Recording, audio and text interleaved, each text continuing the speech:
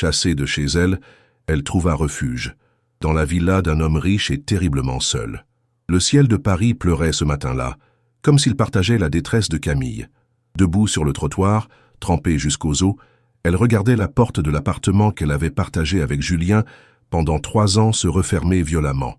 Ses affaires, jetées à la hâte dans 2 valises, gisaient à ses pieds, tandis que la pluie diluait son mascara en longues traînées noires sur ses joues.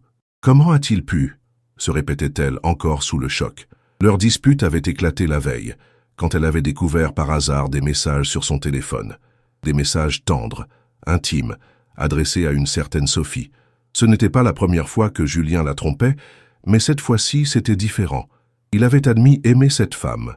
Camille sentit son téléphone vibrer dans sa poche. C'était Léa, sa meilleure amie. En sanglotant, elle lui expliqua la situation. « Viens chez moi immédiatement », ordonna Léa. Mais Camille hésita.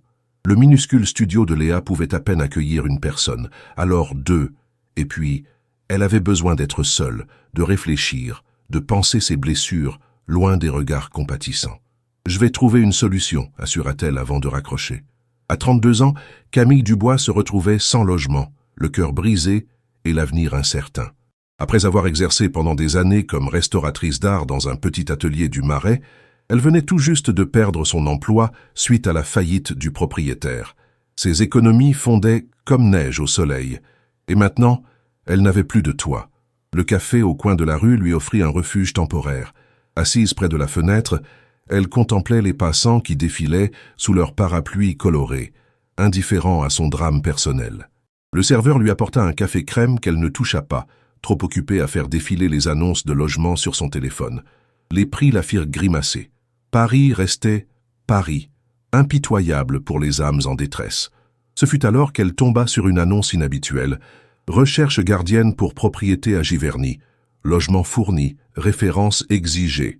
Le message était bref, presque froid, mais il était accompagné d'une photo qui montrait une magnifique demeure normande, entourée d'un jardin luxuriant qui n'était pas sans rappeler celui de Monet, situé dans le même village. Giverny. Ce nom résonnait comme une promesse. Loin de Paris, loin de Julien, loin de ses souvenirs douloureux. Sans trop réfléchir, Camille composa le numéro indiqué. « Bonjour, je m'appelle Camille Dubois.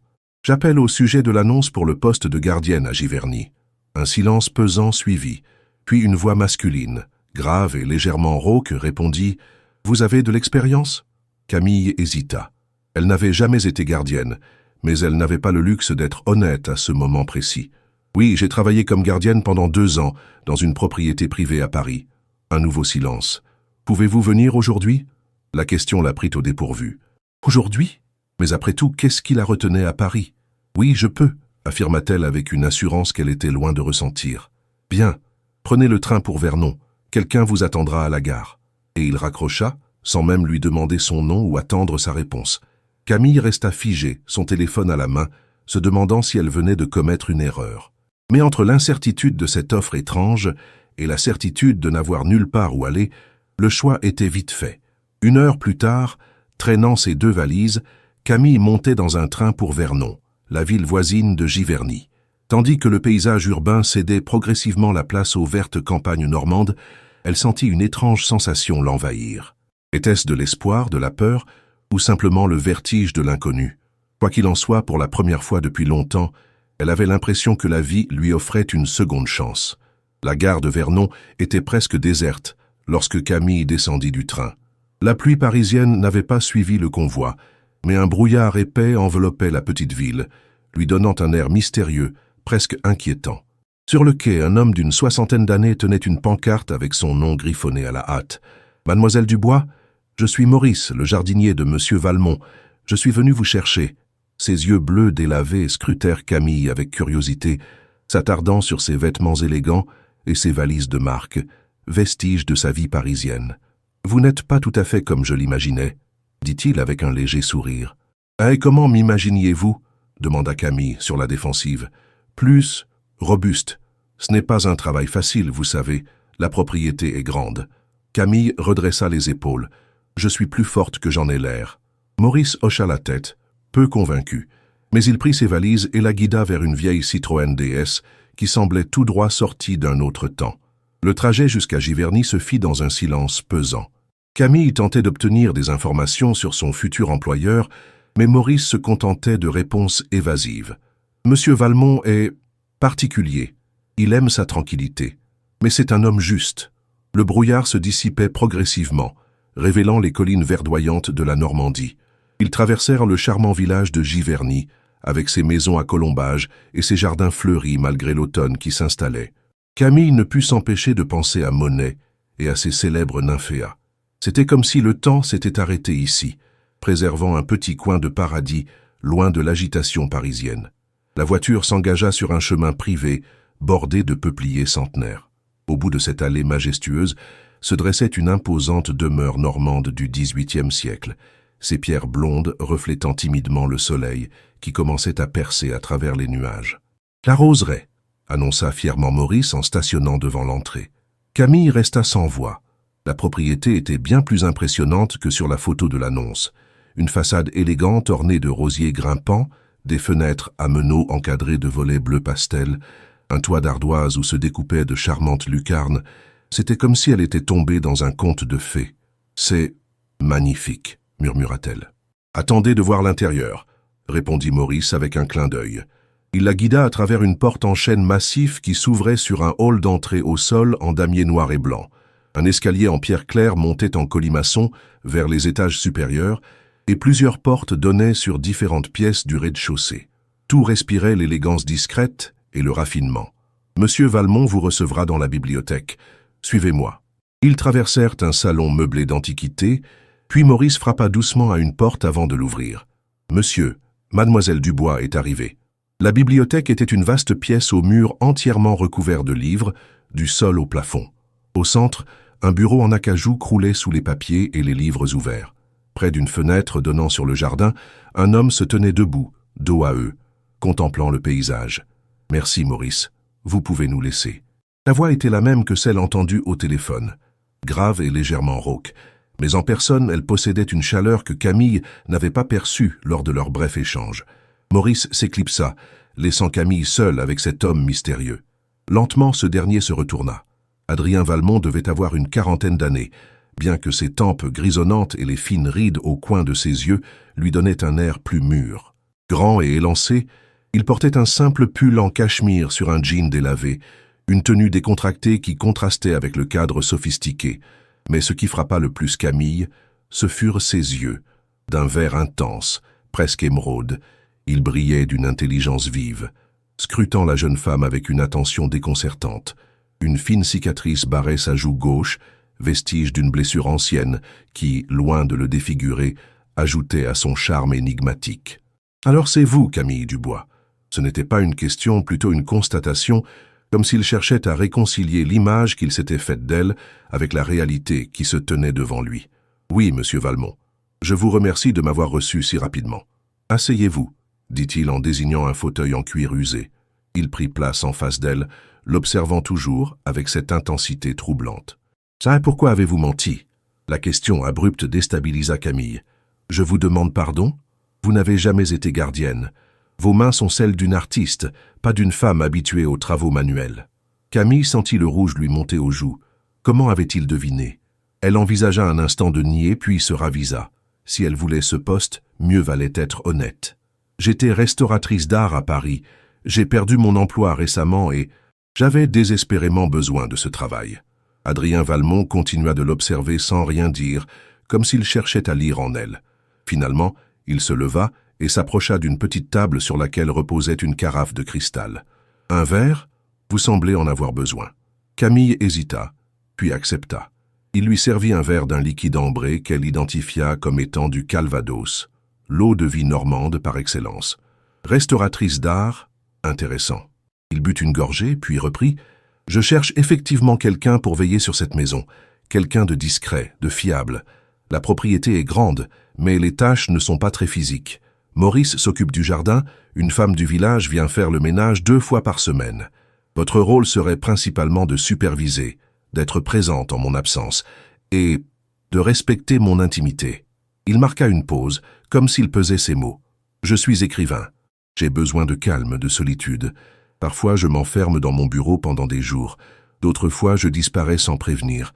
Je ne veux pas être dérangé, questionné ou observé. Les conditions semblaient étranges, mais dans sa situation, Camille n'était pas en position de négocier. Je comprends parfaitement, monsieur Valmont. Je serai discrète. Un léger sourire étira ses lèvres. Nous verrons bien. Vous pouvez emménager dès aujourd'hui. Maurice vous montrera vos quartiers. Il se dirigea vers son bureau, signifiant que l'entretien était terminé. Mais alors que Camille s'apprêtait à quitter la pièce, il ajouta « Une dernière chose, mademoiselle Dubois. Cette maison a ses secrets. Il serait préférable pour tout le monde que vous ne cherchiez pas à les découvrir. » Les quartiers de Camille se trouvaient dans l'aile est de la demeure. Un petit appartement composé d'une chambre spacieuse, d'un salon confortable et d'une salle de bain en marbre qui témoignait du luxe discret qui imprégnait toute la propriété. Les fenêtres donnaient sur un étang bordé de saules pleureurs, un tableau vivant qui changeait de couleur avec les heures. « Voilà, c'est chez vous maintenant », annonça Maurice en déposant ses valises. « Madame Leroy, la femme de ménage, vient les mardis et vendredis. Pour le reste, la cuisine est commune, mais monsieur prend rarement ses repas à des heures régulières. Vous êtes libre d'utiliser tout ce qui s'y trouve. » Il lui tendit un trousseau de clés. « Celle-ci ouvre les portes extérieures et votre appartement. Cette petite dorée, c'est pour le bureau de monsieur, à n'utiliser qu'en cas d'urgence absolue. » Il insista sur ce dernier point avec une gravité qui intrigua Camille. « Qu'entendez-vous par urgence absolue ?» demanda-t-elle.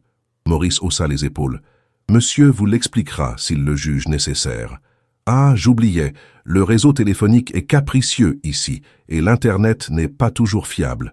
Nous sommes un peu isolés, voyez-vous. » Après son départ, Camille s'assit sur le lit, tentant d'assimiler tout ce qui lui était arrivé en l'espace d'une journée. Ce matin encore, elle était une Parisienne au cœur brisé, sans emploi et sans logement. Et maintenant, elle se retrouvait gardienne d'une somptueuse propriété, appartenant à un écrivain aussi séduisant que mystérieux.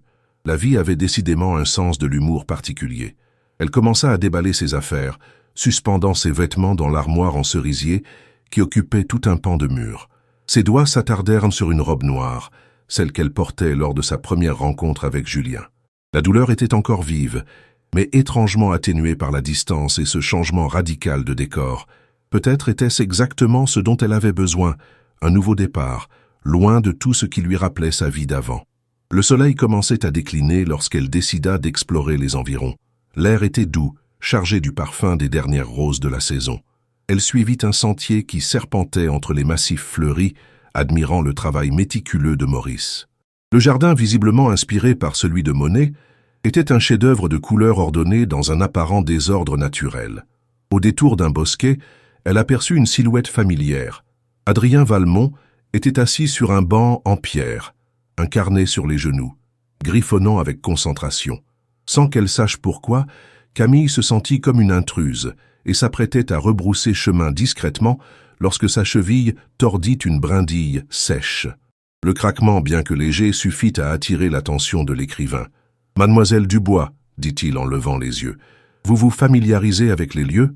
Il ne semblait pas contrarié, plutôt amusé par sa présence. « Oui, c'est un jardin magnifique. » répondit-elle en s'approchant. « Vous êtes en pleine création. » Il referma son carnet d'un geste nonchalant. « Juste quelques notes. L'inspiration vient souvent quand on est entouré de beauté. » Son regard s'attarda sur elle, suffisamment longtemps pour la faire rougir légèrement. « Vous êtes restauratrice d'art, avez-vous dit. Quel type d'œuvre ?» La question semblait sincèrement intéressée et Camille se détendit un peu. « Principalement des tableaux des XVIIIe et XIXe siècles. J'étais spécialisé dans l'école impressionniste. C'est d'ailleurs pourquoi Giverny résonne particulièrement pour moi. » Adrien hocha la tête, pensif. « Ironique que vous vous retrouviez ici, alors. Le destin a parfois des voies étranges. » Il se leva, rangea son carnet dans la poche de sa veste. « Avez-vous déjà dîné ?»« Non, pas encore. Dans ce cas, permettez-moi de vous inviter. Je connais un petit restaurant au village qui sert une cuisine normande exceptionnelle. Considérez cela comme votre bienvenue officielle à la Roseraie. » La proposition l'a pris au dépourvu. Après l'entretien plutôt formel du matin, ce changement de ton était inattendu. Mais l'idée de passer la soirée seule dans cette grande maison inconnue ne l'enchantait guère. « Avec plaisir, » accepta-t-elle. Le restaurant Chez Monet, situé à 2 pas de la maison du célèbre peintre, était aussi chaleureux que sa réputation le laissait entendre. Dans la petite salle aux poutres apparentes, éclairée par des bougies, Adrien semblait connu et apprécié. Le patron, Un homme jovial au ventre généreux les accueillit avec effusion. « Monsieur Valmont, quel plaisir de vous voir, et accompagné qui plus est. Antoine, je te présente Camille Dubois, ma nouvelle gardienne. »« Enchanté, mademoiselle, » dit Antoine avec un clin d'œil complice qui fit se demander à Camille quelle réputation précédait son employeur. Ils furent installés à une table isolée, près d'une fenêtre donnant sur une ruelle pittoresque. Adrien commanda une bouteille de cidre local, puis ils discutèrent du menu. « Je vous recommande le canard au miel et aux pommes. C'est une spécialité d'Antoine. » Le repas fut délicieux, et la conversation, à la surprise de Camille, agréable et détendue. Adrien se révéla être un homme cultivé, passionné d'histoire et d'art, avec un humour subtil qu'elle n'avait pas soupçonné lors de leur première rencontre. Il lui raconta l'histoire de la roseraie, construite au XVIIIe siècle par un aristocrate friand de roses rares qui avait fait venir des espèces des quatre coins du monde. La propriété est restée dans sa famille jusqu'à la Révolution française, puis elle a connu divers propriétaires. Elle était pratiquement en ruine quand je l'ai acquise il y a 5 ans. Vous l'avez magnifiquement restaurée, commenta Camille, sincèrement impressionnée. Adrien sourit, un sourire qui adoucissait ses traits habituellement sévères. Merci. C'était un projet fou, mais j'avais besoin d'un lieu qui me ressemble, loin de l'agitation parisienne. Vous viviez à Paris avant ? Une ombre passa dans ses yeux verts. Oui, mais c'est une ville qui peut vous dévorer si vous n'y prenez garde. Il changea brusquement de sujet, lui demandant ce qui l'avait amené à devenir restauratrice d'art. Camille lui parla de ses études aux Beaux-Arts, de sa passion précoce pour la peinture, de son premier poste dans un atelier réputé du Marais. Et puis la crise a frappé, les budgets culturels ont été réduits, et mon patron a dû fermer boutique. Elle omit volontairement de mentionner Julien et la raison précise de son départ précipité de Paris. Le dessert, une tarte tatin accompagnée de crème fraîche, arriva, et Adrien commanda 2 verres de Calvados. « À votre nouveau départ », dit-il en levant son verre. Ils trinquèrent, et Camille sentit une chaleur inhabituelle l'envahir, qui n'était pas uniquement due à l'alcool. Cet homme l'intriguait de plus en plus. Sur le chemin du retour, sous un ciel criblé d'étoiles comme seule la campagne sait en offrir, ils marchèrent côte à côte en silence. La roseraie se dressait devant eux, imposante et mystérieuse dans la pénombre. « Merci pour cette soirée », dit Camille alors qu'ils atteignaient le perron. « C'était vraiment agréable. » Adrien la regarda longuement, comme s'il cherchait quelque chose dans ses yeux.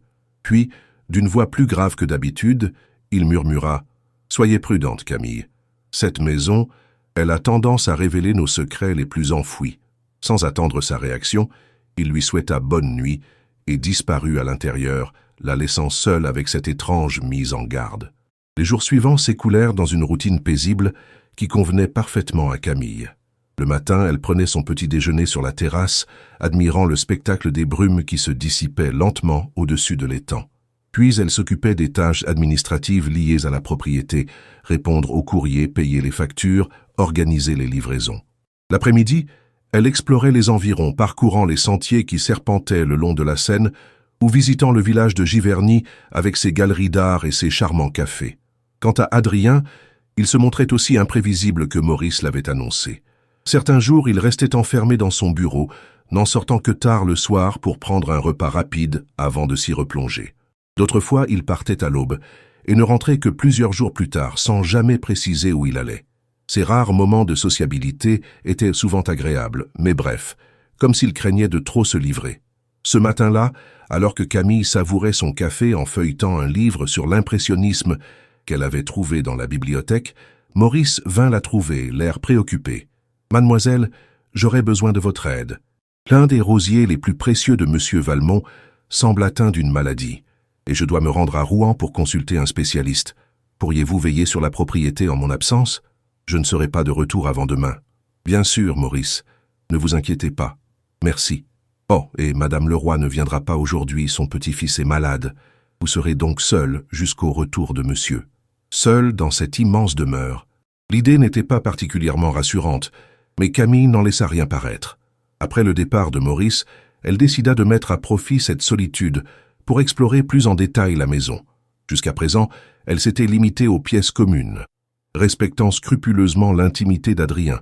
Mais la curiosité, cette force irrésistible qui l'avait toujours animée, la poussait maintenant à en découvrir davantage. Le rez-de-chaussée n'offrait rien de particulier. Un salon richement meublé dans le style empire, Une salle à manger formelle rarement utilisée, la cuisine moderne qui contrastait avec le reste de la décoration d'époque, et bien sûr, la bibliothèque où avait eu lieu leur premier entretien. C'est en montant au premier étage qu'elle découvrit ce qui semblait être une galerie d'art privé.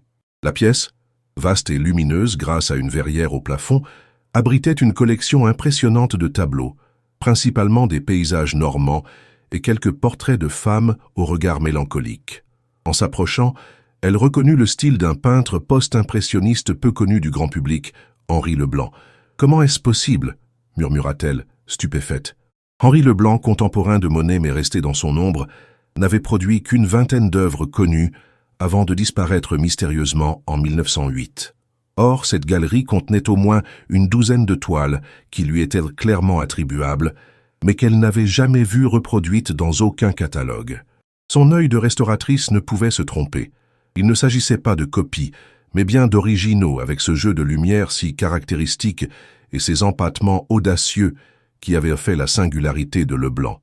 Comment Adrien Valmont avait-il pu acquérir une telle collection et pourquoi la garder secrète? Au fond de la galerie, un tableau attira particulièrement son attention. Plus grand que les autres, il représentait une jeune femme en robe blanche, assise au bord d'un étang qui ressemblait étrangement à celui de la roseraie. Son visage n'était pas visible, tourné vers l'eau, mais sa posture dégageait une profonde tristesse. Au pied du tableau, une petite plaque en laiton indiquait simplement « Émilie, 1905 ».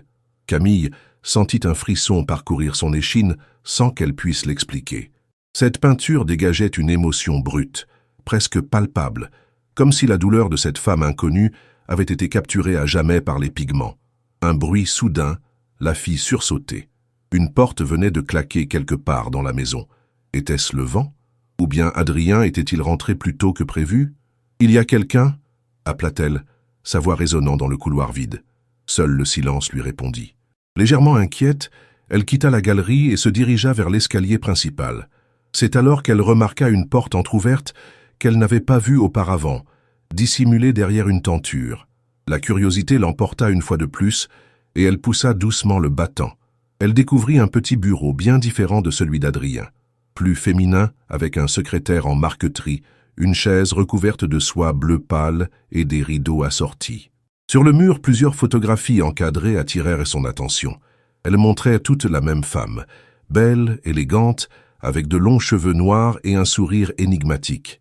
Sur certains clichés, elle était accompagnée d'Adrien, visiblement plus jeune, sans la cicatrice qui marquait maintenant sa joue. Au centre du secrétaire trônait un journal intime, relié en cuir rouge. Camille hésita. Fouiller dans les affaires personnelles de son employeur était déjà répréhensible, mais lire un journal intime relevait de la violation pure et simple de la vie privée. Pourtant, poussée par une force qu'elle ne s'expliquait pas, elle tendit la main vers le carnet et l'ouvrit. L'inscription sur la première page la figea. Journal d'Émilie Valmont, 2019-2020. Émilie, comme la femme du tableau. Fébrile, elle tourna quelques pages, tombant sur une écriture fine et nerveuse. 15 octobre 2019. Adrien est de plus en plus distant. Il prétend que son nouveau livre l'absorbe entièrement, mais je sens que c'est autre chose. Parfois, je le surprends à me regarder comme si j'étais une étrangère. Que s'est-il passé? Où est l'homme que j'ai épousé? Camille continua sa lecture, le cœur battant. 2 novembre 2019. Les cauchemars sont revenus. Toujours les mêmes. L'eau froide qui m'enveloppe, l'impossibilité de respirer, cette sensation de tomber infiniment. Je me réveille en hurlant, et Adrien me serre contre lui, me murmure que tout va bien, mais ses yeux disent autre chose. Les dernières pages du journal étaient remplies de notes de plus en plus incohérentes, comme si l'esprit d'Émilie se délitait peu à peu. La dernière entrée, datée du 15 janvier 2020, ne comportait qu'une ligne. « L'étang m'appelle. Je ne peux plus résister. » Un bruit de pas dans le couloir la fit sursauter. Elle referma précipitamment le journal et le remit à sa place exacte, puis se glissa derrière la porte au moment même où Adrien passait devant la pièce, l'air préoccupé. Camille attendit qu'il s'éloigne pour sortir du bureau, le cœur battant à tout rompre. Qui était cette Émilie? Son épouse? Que lui était-il arrivé? Et pourquoi Adrien gardait-il ce bureau intact comme un sanctuaire? Les paroles de l'écrivain lui revinrent en mémoire. Cette maison a ses secrets. Il serait préférable pour tout le monde que vous ne cherchiez pas à les découvrir. Trop tard. Elle venait de plonger dans les ombres du passé et quelque chose lui disait qu'elle ne pourrait plus faire marche arrière. Cette nuit-là, Camille ne put trouver le sommeil. Les mots du journal d'Émilie tournaient dans sa tête, associés à l'image troublante du tableau de la femme au bord de l'étang. « L'étang m'appelle, je ne peux plus résister ». Que signifiaient ces paroles énigmatiques? Et pourquoi résonnaient-elles en elle avec une telle intensité? Vers 2 heures du matin, abandonnant tout espoir de dormir, elle s'enveloppa dans un châle et sortit prendre l'air. La nuit était claire, baignée par la lumière argentée d'une pleine lune qui transformait le jardin en un décor fantomatique. Guidée par une impulsion qu'elle ne cherchait plus à comprendre, elle se dirigea vers l'étang. L'eau était parfaitement immobile, miroir sombre reflétant le ciel étoilé. Elle s'assit sur un banc de pierre, à l'endroit même où devait se tenir Émilie dans le tableau, et laissa son esprit vagabonder. Qui était cette femme? Qu'avait-elle vécu dans cette maison? Et surtout, qu'était-il advenu d'elle? Vous non plus, vous ne trouvez pas le sommeil. La voix d'Adrien, surgissant de l'obscurité, la fit sursauter violemment. Il se tenait à quelques mètres, une silhouette élancée vêtue de noir, presque fondue dans la nuit. « Vous m'avez fait peur », reprocha doucement Camille, une main sur le cœur. Il s'approcha et s'assit à côté d'elle, son regard fixé sur l'eau sombre. « Cet étang a toujours eu un étrange pouvoir d'attraction, » murmura-t-il. « Je viens souvent ici la nuit, quand les mots refusent de venir. » Ils restèrent silencieux un moment, unis par cette contemplation commune, avant que Camille ne trouve le courage de poser la question qui lui brûlait les lèvres. Qui était Émilie? Elle sentit Adrien se raidir à côté d'elle et crut un instant qu'il allait se lever et partir sans répondre. Mais après un long silence, il soupira profondément. « Vous avez trouvé son bureau. Ce n'était pas une question, mais une constatation, dépourvue de reproches. »« Oui, je suis désolé, je n'aurais pas dû... » Il l'interrompit d'un geste. « Non, vous n'auriez pas dû. Mais cette maison a une façon de vous pousser exactement là où vous ne devriez pas aller. » Il se tourna vers elle, son visage à moitié dans l'ombre, à moitié éclairé par la lune, créant un effet saisissant qui accentuait sa cicatrice. « Émilie était ma femme. Elle est morte il y a 5 ans, dans cet étang. » Le choc de cette révélation laissa Camille sans voix. Malgré ses soupçons, entendre la vérité de la bouche d'Adrien rendait la situation terriblement réelle. « Comment ?» commença-t-elle, incapable de formuler clairement sa question. « Suicide, selon la police, » répondit-il d'une voix étrangement détachée. Elle souffrait de dépression depuis longtemps.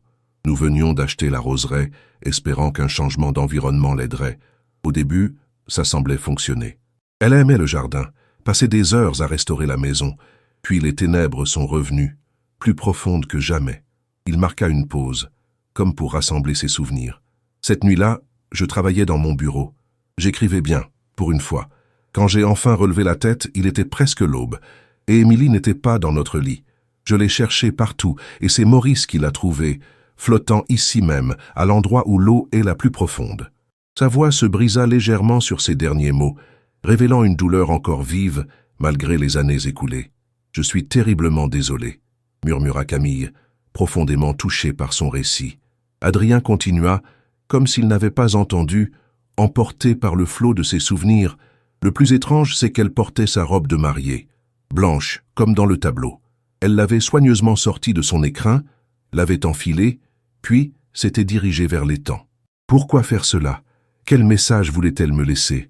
Il se tourna vers Camille, ses yeux verts brillant d'une intensité presque fiévreuse. « Savez-vous ce qui est le plus terrible, Camille? C'est le doute, ce doute qui me ronge depuis 5 ans. Et si ce n'était pas un suicide? Et si... » Il s'interrompit brusquement, comme s'il en avait trop dit. « Si quoi ?» le pressa doucement Camille. « Rien. Ce sont les divagations d'un homme qui n'a jamais su faire son deuil. » Il se leva, mettant fin à cette conversation impromptue. « Vous devriez rentrer.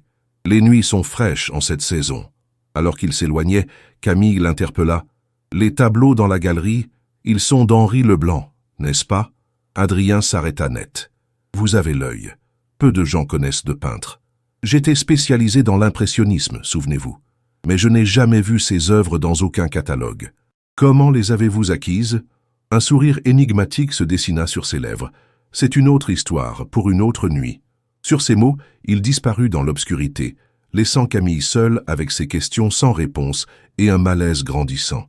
Le lendemain matin, un soleil radieux dissipa en partie l'atmosphère oppressante de la nuit. Camille s'affairait dans la cuisine, préparant un café, lorsque Maurice revint de son voyage à Rouen, l'air visiblement préoccupé. « Tout va bien, Maurice ?» s'enquit-elle. Le vieil homme sursauta comme pris en faute. « Oh, mademoiselle, je ne vous avais pas entendu. Oui, oui, tout va bien. J'ai trouvé ce qu'il fallait pour les rosiers. » Il jeta un regard nerveux vers la fenêtre qui donnait sur l'étang. « Monsieur Valmont est-il rentré ?»« Oui, tard hier soir. » Maurice hocha la tête, puis, baissant la voix, « Mademoiselle, vous a-t-il parlé ?» L'étrange question intrigua Camille. « Nous avons échangé quelques mots. Oui, pourquoi ?» Le jardinier sembla hésiter, puis s'approcha, vérifiant qu'ils étaient bien seuls. « Soyez prudente, mademoiselle. Cette maison, elle n'est pas ce qu'elle paraît être. Et monsieur Valmont non plus. » Avant qu'elle puisse lui demander des explications, il sortit précipitamment, la laissant perplexe.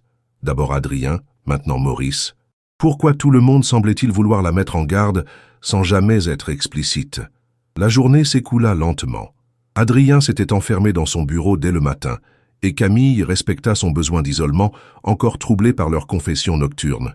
Pour s'occuper l'esprit, elle décida de se rendre au village afin de faire quelques courses et peut-être d'en apprendre davantage sur l'histoire de la roseraie et de ses occupants.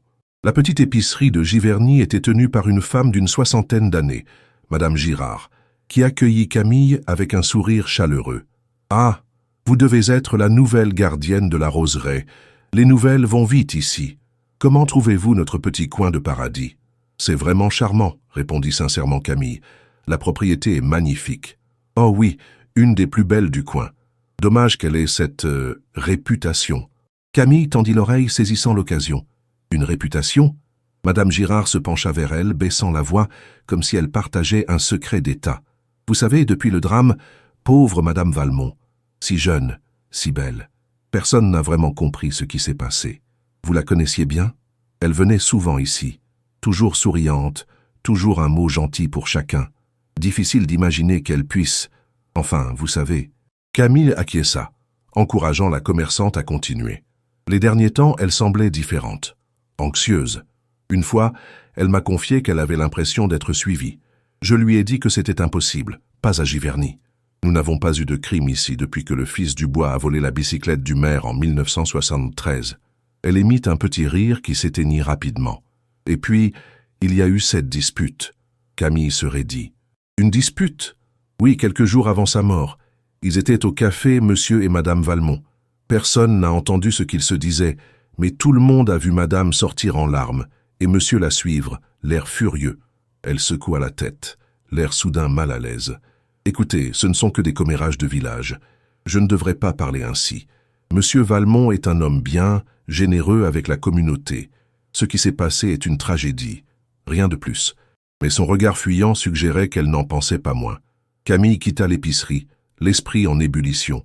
Une femme dépressive qui se suicide? Ou bien... Quoi? Un accident? Un meurtre? Cette dernière pensée la fit frissonner. Elle n'arrivait pas à imaginer Adrien, cet homme cultivé et sensible, capable d'un tel acte. Et pourtant, ses propres mots résonnaient dans sa mémoire. Et si ce n'était pas un suicide? De retour à la roseraie, elle fut surprise de trouver Adrien qui l'attendait dans le hall, une enveloppe à la main. « Ah, Camille, j'allais vous laisser un mot. Je dois me rendre à Paris pour quelques jours, une affaire urgente avec mon éditeur. » Il lui tendit l'enveloppe. « Voici votre salaire pour le mois, ainsi qu'un bonus pour vous remercier de votre discrétion. Maurice veillera sur le domaine en mon absence, mais j'aimerais que vous restiez disponible en cas de besoin. » Camille prit l'enveloppe, étonnée par ce départ précipité. Était-ce lié à leur conversation de la veille? Fuyait-il ces questions? Bien sûr. Quand pensez-vous revenir? Dans 3 jours, peut-être 4. Je vous tiendrai informé.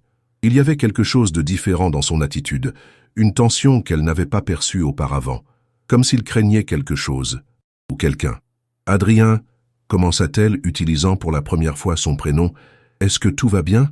Il la regarda longuement, et pendant un instant, elle crut qu'il allait se confier, lui révéler ce qui le tourmentait. Mais le moment passa, et son visage se ferma. « Tout va parfaitement bien. Profitez de ces quelques jours pour vous reposer. » Sur ces mots, il sortit, la laissant seule dans le hall immense de la roseraie, avec le sentiment grandissant qu'elle se trouvait au cœur d'un mystère bien plus sombre qu'elle ne l'avait imaginé. Profitant de l'absence d'Adrien, Camille décida d'approfondir ses recherches sur la roseraie et ses occupants, malgré la voix de sa conscience qui lui rappelait qu'elle outrepassait largement ses fonctions de gardienne. Sa curiosité était désormais trop vive pour être ignorée. Sa première destination fut la bibliothèque municipale de Vernon, la ville voisine plus importante que Giverny. Elle y passa la matinée à consulter les archives locales, espérant trouver des informations sur Henri Leblanc, le mystérieux peintre dont les œuvres ornaient la galerie de la Roseraie. Henri Leblanc, s'étonna la bibliothécaire, une femme d'âge mûr aux lunettes perchées sur le bout du nez. Voilà un nom que je n'ai pas entendu depuis longtemps. Vous vous intéressez à l'art local? Je suis restauratrice d'art, expliqua Camille. Je travaille actuellement à la Roseraie et j'ai découvert quelques-unes de ses œuvres là-bas. La bibliothécaire haussa les sourcils. À la Roseraie? Intéressant, savez-vous que Henri Leblanc a vécu dans cette propriété au début du XXe siècle? Cette révélation surprit Camille. Non, je l'ignorais. Oh oui, la Roseraie appartenait à son mécène, le comte de Merville. Leblanc y a résidé de 1900 à 1908, produisant certaines de ses œuvres les plus remarquables, puis il a disparu mystérieusement. Certains disent qu'il s'est suicidé, d'autres qu'il est parti en Amérique. Personne ne sait vraiment. Elle disparut un instant dans les rayonnages et revint avec un mince volume relié de cuir. Voici le seul ouvrage que nous possédons sur lui. Il contient une biographie sommaire et quelques reproductions de ses tableaux connus. Camille feuilleta avidement le livre. La biographie, bien que succincte, révélait qu'Henri Leblanc avait été un peintre tourmenté, connu pour ses représentations mélancoliques de femmes au bord de l'eau. Une phrase en particulier retint son attention. Sa relation tumultueuse avec son modèle et amante Émilie Durand aurait inspiré ses œuvres les plus sombres. Émilie, encore ce prénom. Les reproductions en noir et blanc ne rendirent pas justice au tableau qu'elle avait vu à la Roseraie, mais elle reconnut sans peine le style caractéristique du peintre. Cependant, le grand tableau de la femme en blanc au bord de l'étang ne figurait pas parmi les œuvres répertoriées. « Savez-vous si Henri Leblanc a peint un tableau intitulé « Émilie » demanda-t-elle à la bibliothécaire. La femme réfléchit un instant. « Ce titre ne me dit rien, mais nos connaissances sur son œuvre sont limitées. Beaucoup de ses tableaux ont disparu après sa mort. Certains n'ont probablement jamais été catalogués. » En quittant la bibliothèque, Camille avait plus de questions que de réponses. Quel lien pouvait-il y avoir entre l'Émilie du tableau et l'épouse d'Adrien, portant le même prénom, morte dans des circonstances similaires, au même endroit, un siècle plus tard? Sa prochaine étape fut les archives du journal local, où elle espérait trouver des informations sur le décès d'Émilie Valmont. Le journaliste en charge des archives, un jeune homme enthousiaste nommé Thomas, l'aida dans ses recherches. Janvier 2020, c'est ça? Voyons voir. Il pianota sur son ordinateur, puis pivota l'écran vers elle. Voilà, il n'y a pas grand-chose, je vous préviens, juste une brève. L'article était effectivement court, à peine quelques lignes en page intérieure. Tragédie à Giverny. Une femme de 35 ans EV a été retrouvée noyée dans sa propriété de Giverny hier matin. Selon les premiers éléments de l'enquête, il s'agirait d'un suicide. La victime, épouse d'un écrivain renommé, souffrait apparemment de troubles psychologiques. Ça, c'est tout, s'étonna Camille. Pas d'article plus développé dans les jours suivants? Thomas secoua la tête. Non, et c'est assez inhabituel pour un fait divers de ce genre. Généralement, ce type de drame fait l'objet d'un suivi, surtout quand il implique des personnes connues. Il hésita puis ajouta à voix basse « Il y a eu des rumeurs. Des pressions auraient été exercées pour minimiser la couverture médiatique. » Des pressions? De qui? Je n'en sais rien. Je ne travaillais pas encore ici à l'époque. Mais si vous voulez vraiment en savoir plus, vous devriez parler à l'inspecteur Laurent. C'est lui qui a mené l'enquête. Camille nota le nom, remerciant intérieurement sa chance. Un policier pourrait lui fournir des informations bien plus précises que des commérages de village. L'inspecteur Laurent, récemment retraité, habitait une petite maison en périphérie de Vernon. Camille hésita longuement avant de sonner à sa porte, consciente qu'elle s'aventurait sur un terrain glissant. Que dirait-elle si Adrien apprenait qu'elle enquêtait sur la mort de sa femme? Mais le besoin de comprendre était plus fort que la prudence. Elle pressa la sonnette. L'homme qui lui ouvrit était grand et massif, avec des cheveux gris coupés courts et des yeux bleus perçants qui l'évaluèrent rapidement. « Inspecteur Laurent, je m'appelle Camille Dubois. Je travaille actuellement comme gardienne à la Roseraie et... »« La Roseraie » l'interrompit-il soudain plus attentif. « Chez Valmont ?»« Oui, c'est exact. » Il la dévisagea un moment, puis s'effaça pour la laisser entrer. « Venez, mais je ne suis plus inspecteur, appelez-moi simplement Michel. » Il la conduisit dans un petit salon douillet, où un chat somnolait sur un fauteuil. L'ancien policier lui offrit un café, qu'elle accepta, puis s'installa face à elle. « Alors, que voulez-vous savoir sur la roseraie ?» Camille décida d'être directe. « J'aimerais en savoir plus sur la mort d'Émilie Valmont. » Le visage de Michel se rembrunit. « Pourquoi? Qu'est-ce que ça peut bien vous faire? » J'ai l'impression que quelque chose ne va pas dans cette maison. Il y a des zones d'ombre, des non-dits. Et puis, elle hésita, puis décida de se confier. Adrien m'a parlé d'Émilie. Il m'a dit qu'elle s'était suicidée, mais il a laissé entendre qu'il avait des doutes. Michel se redressa, soudain très intéressé. Il a dit ça? Qu'a-t-il dit exactement? Camille lui rapporta sa conversation nocturne avec Adrien, aussi fidèlement que possible. L'ancien inspecteur l'écouta attentivement sans l'interrompre. « Intéressant, » murmura-t-il quand elle eut terminé. « Très intéressant. » Il se leva et alla jusqu'à une étagère d'où il tira un épais dossier. « Voici une copie de mon enquête sur la mort d'Émilie Valmont. Je l'ai gardée car c'est le seul cas de ma carrière que je considère comme non résolu, malgré la conclusion officielle. » Il posa le dossier sur la table basse entre eux. Officiellement, Émilie Valmont s'est suicidée par noyade. Elle souffrait de dépression récurrente, prenait des médicaments, avait déjà fait une tentative 2 ans auparavant. Son corps a été retrouvé dans l'étang de la propriété, vêtu d'une robe de mariée. Pas de traces de lutte, pas de signe d'effraction dans la maison. Son mari, Adrien Valmont, était présent cette nuit-là, travaillant dans son bureau jusqu'à l'aube. Il a signalé sa disparition vers 6 heures du matin. Michel marqua une pause, son regard se perdant dans le vague. Tout pointait vers le suicide. Et pourtant, le pressa Camille. Il y avait des détails qui me dérangeaient. D'abord, la robe de mariée. Pourquoi se donner la peine de l'enfiler pour se suicider? Ensuite, l'absence de lettres. La plupart des suicidaires laissent un mot, surtout quand ils ont un conjoint. Il feuilleta le dossier, s'arrêtant sur une photo qui fit frissonner Camille. Émilie, allongée sur une table d'autopsie, pâle et sereine, ses longs cheveux noirs étalés comme une couronne sombre autour de son visage. Mais le plus troublant, c'était ceci. Il pointa du doigt une marque violacée sur le cou de la défunte. Une contusion compatible avec une pression exercée par des doigts. Camille sentit un froid glacial l'envahir. Vous suggérez qu'elle a été étranglée? Le médecin légiste a conclu que cette marque pouvait résulter d'une chute ou d'un heurt contre un objet. Mais j'ai vu assez de victimes d'étranglement dans ma carrière pour reconnaître ce type de traces. Il referma le dossier d'un geste sec.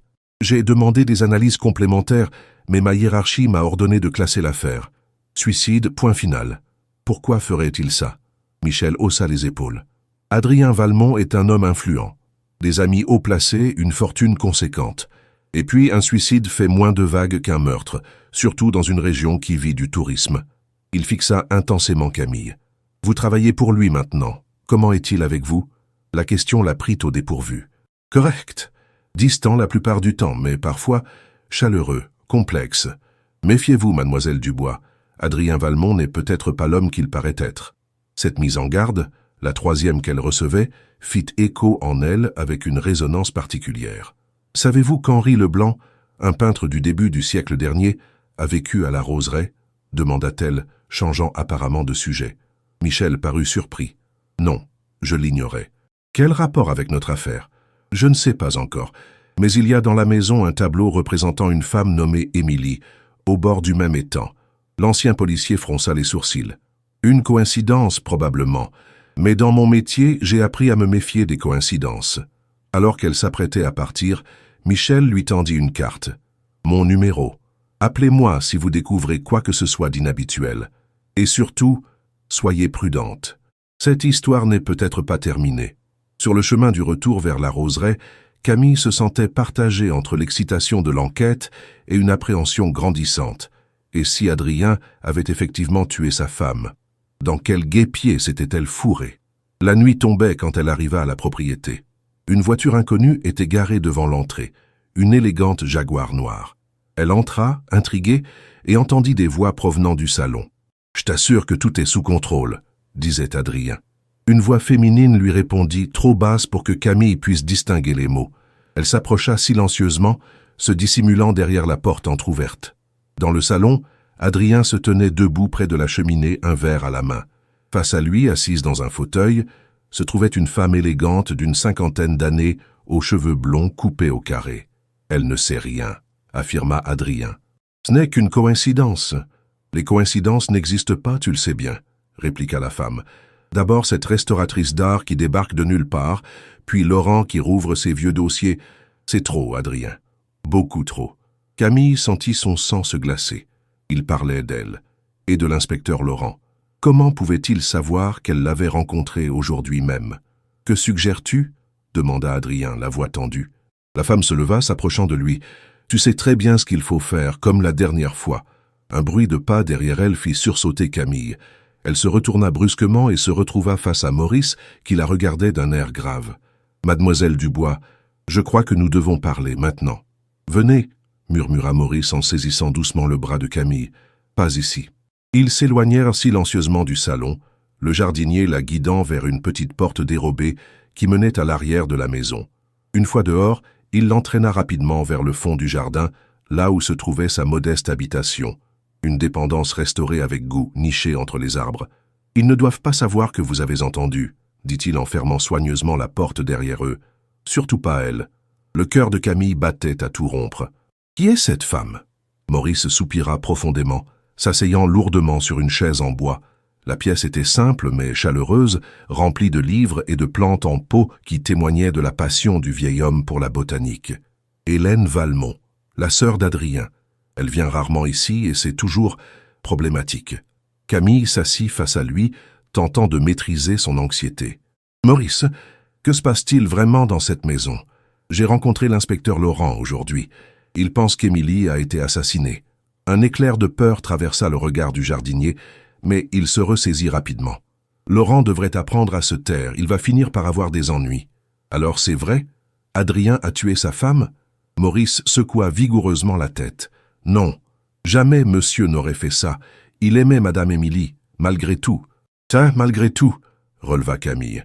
Le vieil homme sembla hésiter, tiraillé entre sa loyauté envers son employeur et ce qu'il considérait visiblement comme son devoir moral. Écoutez-moi bien, mademoiselle. Ce que je vais vous dire, je ne l'ai jamais dit à personne, pas même à la police. Il se pencha vers elle, baissant la voix comme si les murs pouvaient l'entendre. La nuit où madame Émilie est morte, j'étais éveillé. L'insomnie, vous savez, le fléau des vieux comme moi. Je suis sorti prendre l'air vers 2 heures du matin. C'est là que je l'ai vue. Émilie? Oui, elle marchait vers l'étang, vêtue de sa robe de mariée, comme dans une sorte de transe. Je l'ai appelée, mais elle n'a pas répondu, n'a même pas tourné la tête. J'ai pensé qu'elle était somnambule, alors je l'ai suivie à distance. Il marqua une pause, comme si le souvenir était encore vif et douloureux. Quand elle est arrivée au bord de l'étang, elle s'est arrêtée. Et c'est là que j'ai vu l'autre. L'autre, souffla Camille, suspendue à ses lèvres. Une silhouette près des saules. Je n'ai pas pu voir clairement qui c'était. Trop loin, trop sombre. Mais j'ai entendu des voix. Elle parlait. Puis soudain, il y a eu comme une bousculade, et madame Émilie est tombée dans l'eau. Les mains de Maurice tremblaient légèrement, tandis qu'il continuait son récit. Je me suis précipité, mais quand je suis arrivé à l'étang, la silhouette avait disparu, et madame, elle ne remontait pas à la surface. J'ai plongé, j'ai essayé de la trouver, mais l'eau était si noire, si froide. Quand j'ai finalement réussi à la ramener sur la berge, il était trop tard. « Mon Dieu !» murmura Camille. « Pourquoi n'avez-vous rien dit à la police ?» Le vieil homme détourna le regard, honteux. J'ai eu peur. Peur qu'on ne me croie pas. Peur des conséquences. Et puis, je n'étais sûr de rien. Qui était cette personne? Je ne pouvais accuser personne sans preuve. Mais vous avez des soupçons?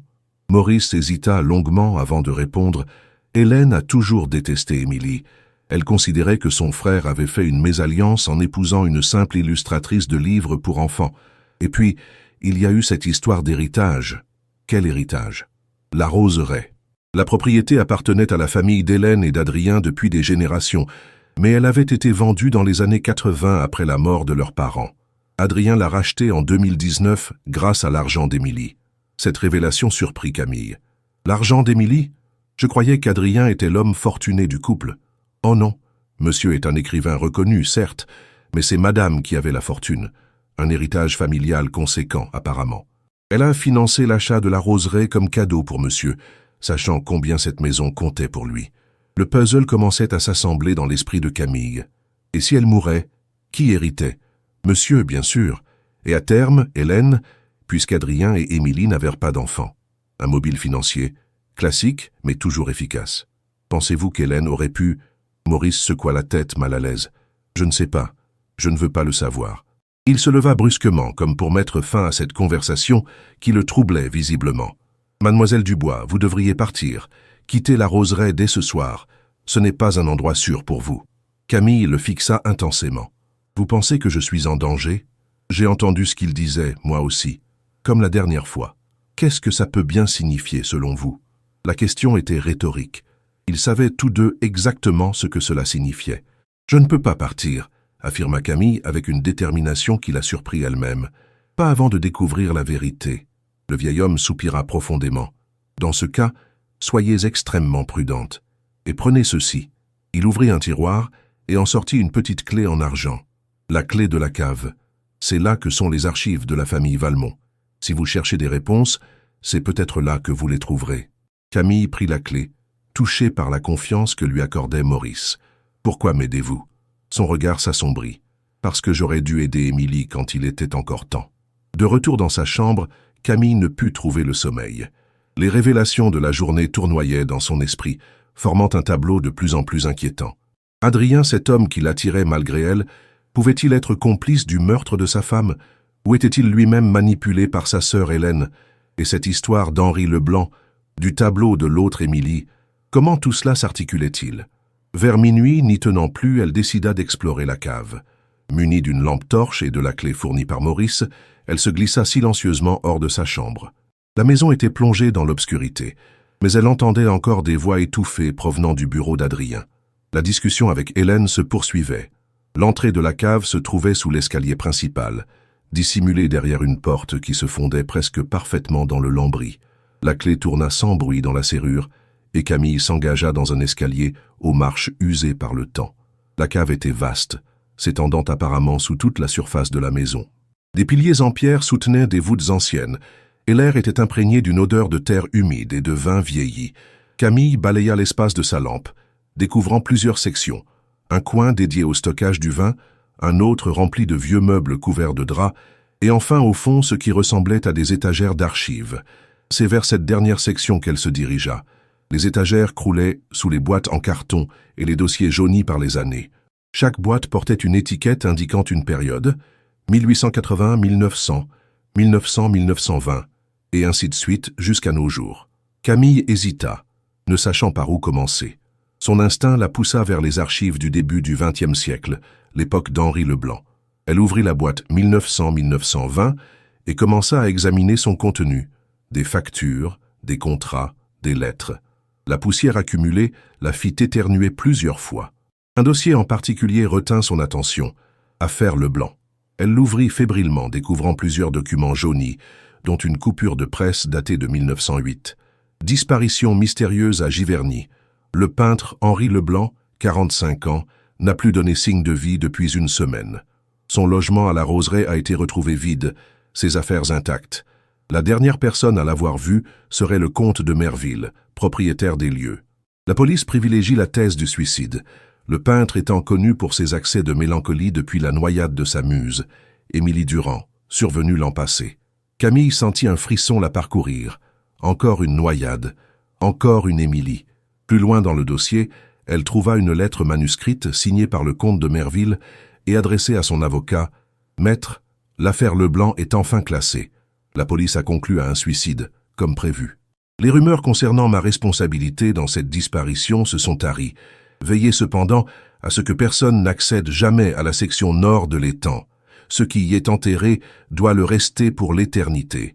Quant aux tableaux, conservez-les dans le caveau familial. Ils sont la preuve de notre pacte avec l'artiste et de sa trahison ultérieure. Si jamais il venait à être exposé, notre nom serait à jamais entaché. Comptant sur votre discrétion absolue, comte Édouard de Merville ?» Camille relut plusieurs fois la lettre, sidérée. Le comte avait-il tué Henri Leblanc? Et pourquoi? Quel lien avec la noyade d'Émilie Durand? Elle continua ses recherches, passant à la boîte la plus récente. Parmi les documents contemporains, elle trouva un dossier intitulé « Restauration 2019 », contenant les factures et plans des travaux réalisés par Adrien et Émilie lors de leur acquisition de la Roseraie. Un document en particulier attira son attention. Un rapport de l'entreprise chargée de draguer l'étang. Le texte était essentiellement technique, détaillant les opérations de nettoyage et de réaménagement, mais un paragraphe se démarquait. Note confidentielle à l'attention de M. Valmont. Conformément à vos instructions, les ossements découverts dans la section nord de l'étang ont été laissés en place et recouverts. Aucune mention n'en sera faite dans le rapport officiel. Des ossements. Dans la section nord de l'étang.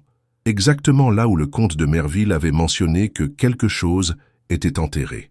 Soudain, un bruit de pas au-dessus de sa tête la fit sursauter. Quelqu'un marchait dans le hall, se dirigeant vers la porte de la cave. Paniqué, Camille éteignit sa lampe et se cacha derrière une imposante armoire, le cœur battant à tout rompre. La porte de la cave s'ouvrit et un faisceau lumineux balaya l'escalier. Des pas lents, mesurés, descendirent les marches. Puis une voix, celle d'Hélène Valmont. « Je sais que vous êtes là, mademoiselle Dubois. Inutile de vous cacher. » Camille retint sa respiration, immobile dans son recoin sombre. Comment Hélène savait-elle qu'elle était dans la cave? Maurice nous a tout dit, poursuivit la voix, se rapprochant inexorablement. Ce brave Maurice, toujours si loyal, jusqu'à ce qu'une jolie visiteuse vienne troubler sa conscience. Camille frémit. Maurice l'avait-il trahi? Ou bien Hélène mentait-elle pour la faire sortir de sa cachette? Vous savez, vous n'êtes pas la première à fouiner dans nos affaires.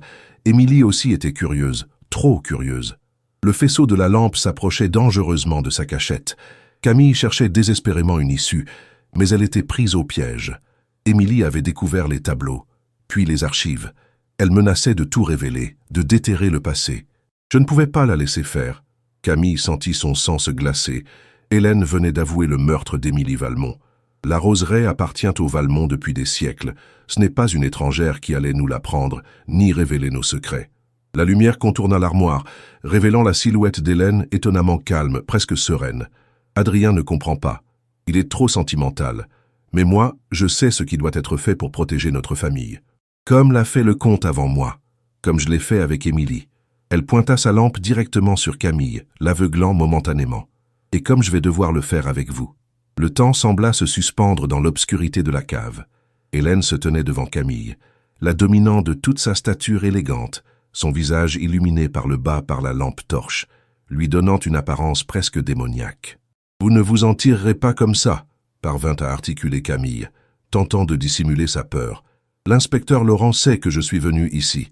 S'il m'arrive quoi que ce soit, il saura où chercher. » Un sourire glacial étira les lèvres d'Hélène. « Laurent, ce vieux policier à la retraite qui s'accroche à ses théories du complot, personne ne le prendra au sérieux. » Elle s'approcha d'un pas, sa voix devenant presque douce, comme si elle s'adressait à une enfant capricieuse. « Voyez-vous, mademoiselle Dubois, vous ne comprenez pas l'importance de tout ceci. La roseraie n'est pas qu'une simple propriété. C'est un héritage, une lignée, un pouvoir. »« Un pouvoir ?» répéta Camille, gagnant du temps tout en cherchant désespérément une issue. Les tableaux d'Henri Leblanc ne sont pas de simples œuvres d'art. Ils contiennent quelque chose de spécial.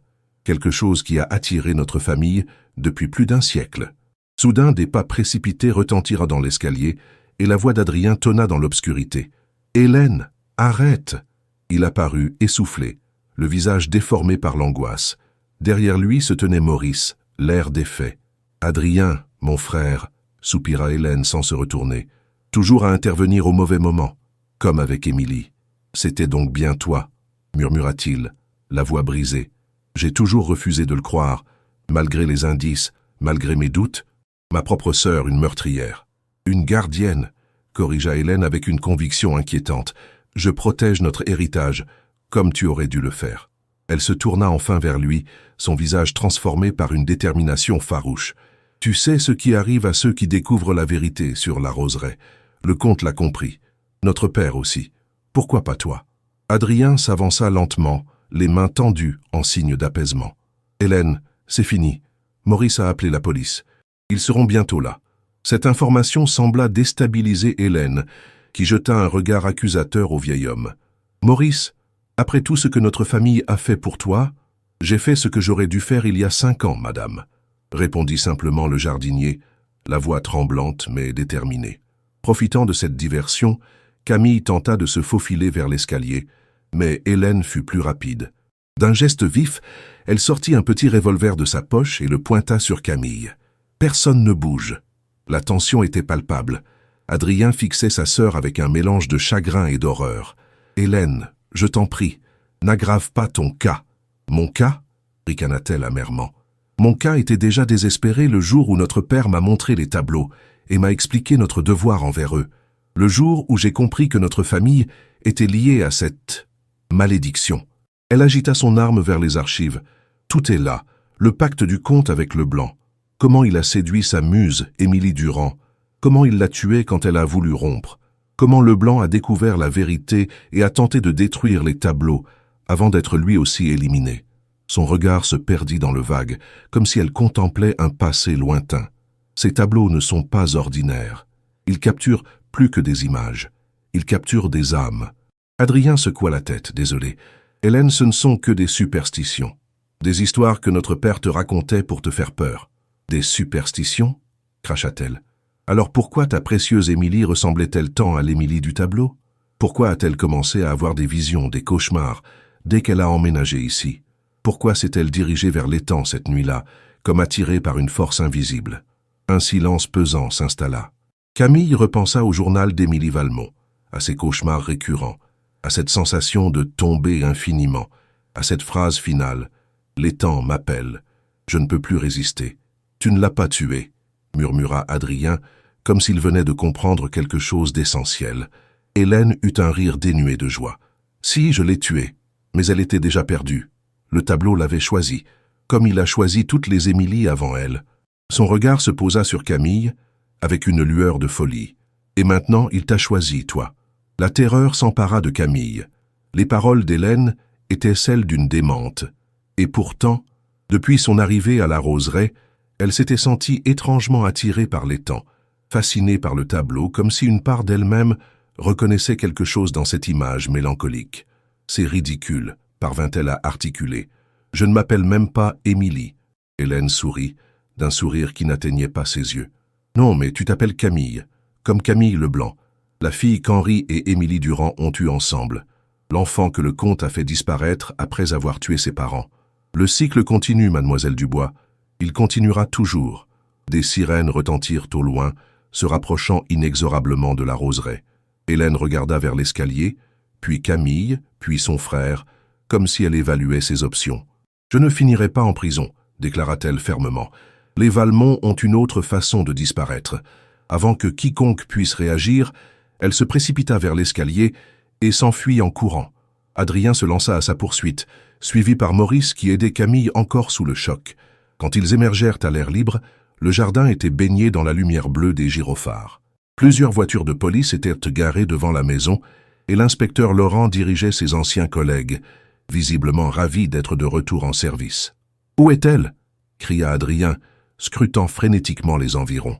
Un officier pointa vers l'étang. Une femme courait dans cette direction. Sans hésiter, Adrien s'élança, suivi de près par Camille et plusieurs policiers. Ils atteignirent la berge juste à temps pour voir Hélène, debout à l'endroit exact où se tenait la femme du tableau, leur adresser un dernier regard avant de se laisser tomber en arrière dans les eaux sombres. « Non !» hurla Adrien en se précipitant. Mais il était trop tard. Hélène avait disparu sous la surface noire de l'étang, emportant avec elle les secrets des Valmont. Les heures qui suivirent furent chaotiques. Les plongeurs de la police sondèrent l'étang à la recherche du corps d'Hélène, sans succès. Des équipes de techniciens investirent la cave, examinant les archives que Camille avait découvertes.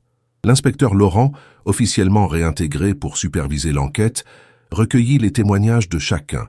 Adrien semblait dévasté, oscillant entre l'incrédulité face aux actes de sa sœur et le chagrin de l'avoir perdue. Il confirma à la police qu'Hélène avait toujours eu un comportement possessif vis-à-vis de la roseraie, mais il n'avait jamais imaginé qu'elle puisse aller jusqu'au meurtre. Elle était obsédée par ces histoires de malédiction, de tableaux ensorcelés. Notre père lui avait rempli la tête de ces superstitions. J'ai toujours pensé que c'était inoffensif, une simple tradition familiale. Il regarda Camille avec une intensité troublante. « Je suis désolé de vous avoir entraîné dans tout ça. J'aurais dû être plus honnête dès le début. » Camille, enveloppée dans une couverture que lui avait donnée un secouriste, tentait encore d'assimiler les événements de la nuit. L'histoire d'Hélène sur le cycle des Émilies, sur sa propre connexion supposée avec Camille Leblanc. Tout cela semblait absurde à la lumière du jour et pourtant, « Adrien, demanda-t-elle doucement, Croyez-vous à cette histoire de tableaux ensorcelés? À cette malédiction? Il hésita longuement avant de répondre. Je ne sais plus, Camille. Pendant des années, j'ai rejeté ces croyances comme des superstitions. Mais après la mort d'Émilie, après avoir vu comment elle avait changé en vivant ici, et maintenant, vous, votre arrivée inexplicable, votre curiosité pour les mêmes choses qui avaient fasciné Émilie. Il laissa sa phrase en suspens, comme incapable de formuler clairement sa pensée. Laurent s'approcha d'eux, l'air grave. « Nous avons trouvé quelque chose, dans la section nord de l'étang, là où les archives mentionnaient des ossements. » Ils le suivirent jusqu'au bord de l'eau, où plusieurs policiers entouraient ce qui ressemblait à un coffre ancien, récemment remonté des profondeurs. « Ce coffre était enterré dans la vase au fond de l'étang, » expliqua Laurent. « Selon nos premières estimations, il daterait du début du XXe siècle. » Avec précaution, un technicien ouvrit le coffre rouillé. À l'intérieur, protégé par une toile cirée étonnamment bien conservée, se trouvait un objet que Camille n'aurait jamais imaginé découvrir. Un tableau. Mais pas n'importe quel tableau.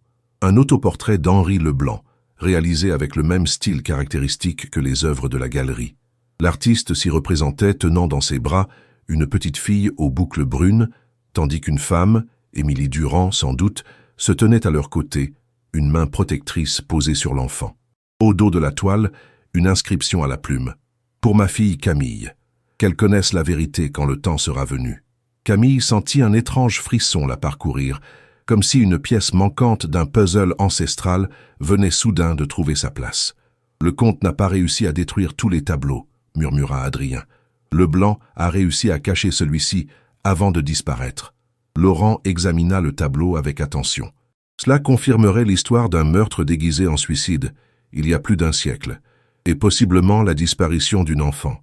Mais le lien avec la mort d'Émilie Valmont repose uniquement sur les délires d'Hélène, compléta Adrien. Ma sœur a tué ma femme, inspecteur, par jalousie, par obsession pour cette maison, peut-être même par conviction qu'elle accomplissait une sorte de devoir ancestral.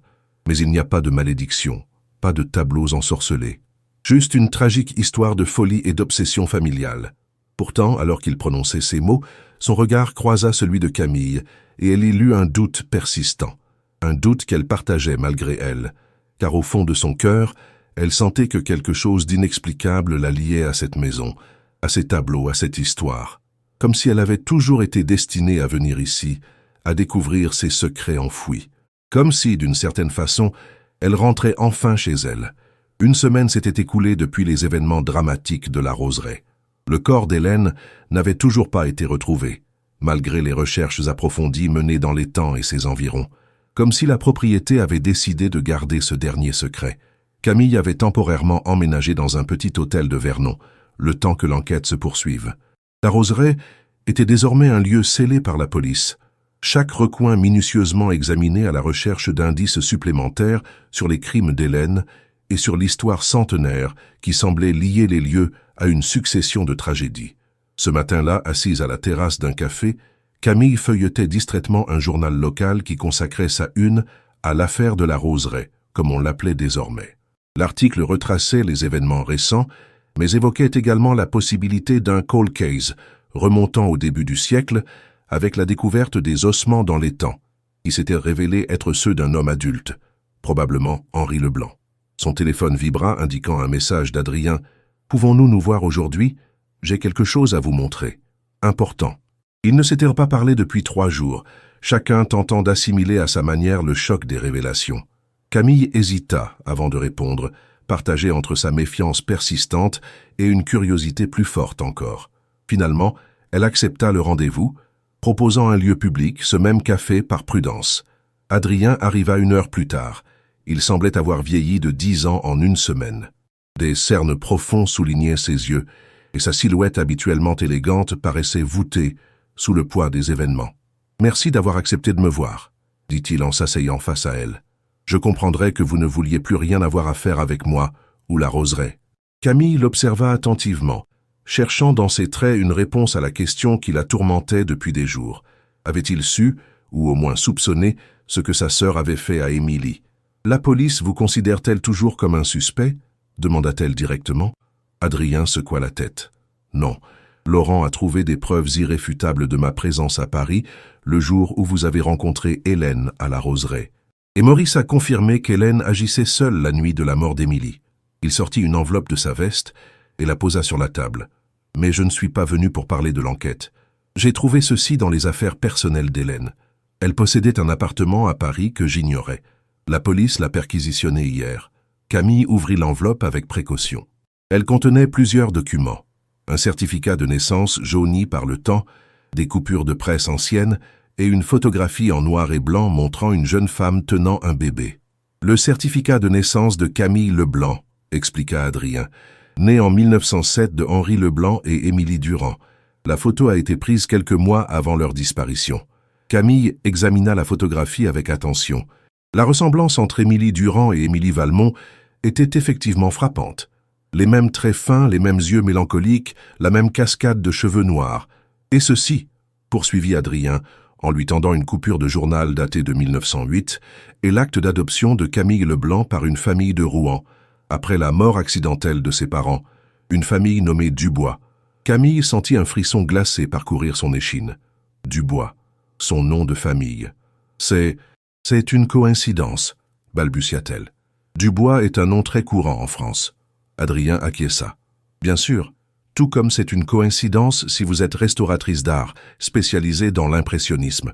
Tout comme c'est une coïncidence si vous vous êtes retrouvé sans logement exactement au moment où je publiais cette annonce pour la Roseraie.